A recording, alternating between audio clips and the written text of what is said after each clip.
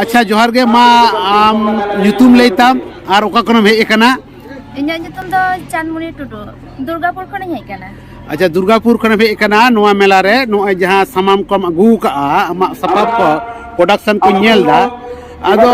noa kami salate oka lekatem jorawna okoy then noa uskur dom nyam ke a niya do ale Durgapur ren sir मने Durgapur integral oka gosti ape gosti nyutum chet ale do mite society हेना तलेया ona society nyutum lei me society nyutum hej kana Durgapur integral education research society अच्छा ona society re kami hora kodo chet साडना कमी और ओना साथे जुड़ा होने का आले जहां निया जायगा रे निना धबी किन अगु कालिया उनकिन दकिन होई कना अभिजीत दास गुप्ता और लीला दास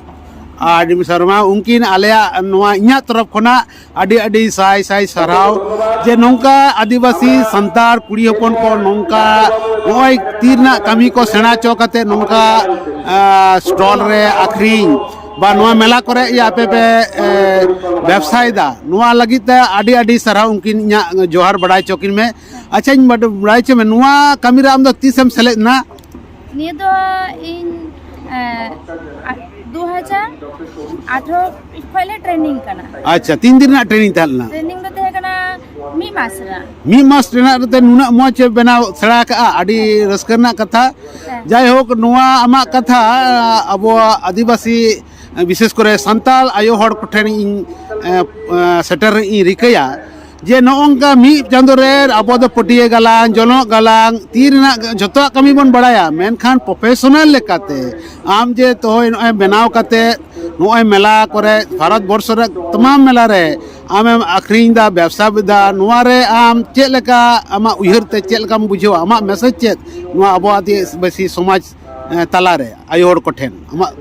माने इंदिन नियगे रहोड़ा जे अबो तो सांतार अबो तो 12 मास के चासबास और इटा दीपे के बनते है ना अबो तो मने रे चाकरी तो बन जामा पढ़ाव कते हो चाकरी रे ना तो चांस तो बनो गया हां नितर ना बाजार रे चाकरी हो आडी के माने क्राइसिस गया ओना हते तिन माने निये तो निजेर अभिज्ञता रिया कमी कना निये को जदि निजेर मने तम कमिया निजेर इच्छा मतन गोपय अंडर हो बाम कमिया जे आमा इच्छा बिजुआ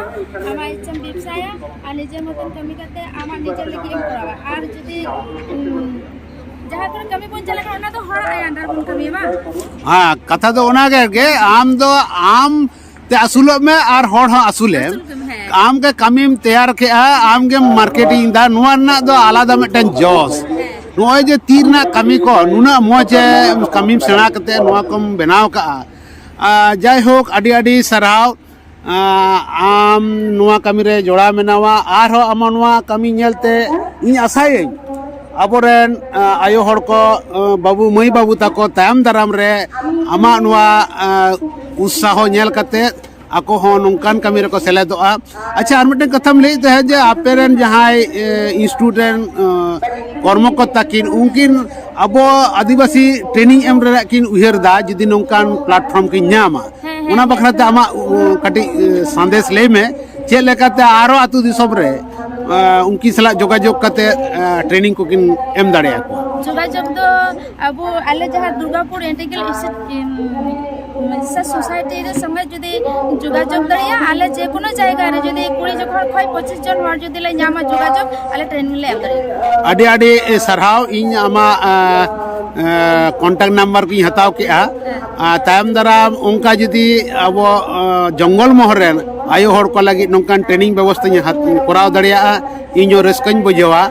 और ट्रेनिंग बोलते तो जे कोनो ट्रेनिंग माने नि पाटरना जिनिस हातेर काज न जहा काथा स्टिच तारपरे जय हो माने हस्तशिल्पी ना जतो किछु के ट्रेनिंग मेना आम किनकी सड़ा बोना चा गया आडी आईवी सराव ते नोआ पोसमला रे सेटर कना और आमा नोआ दुकान रे इन कथाñ दोहयदा जे जनो कथाñ पसनावा जोहार गे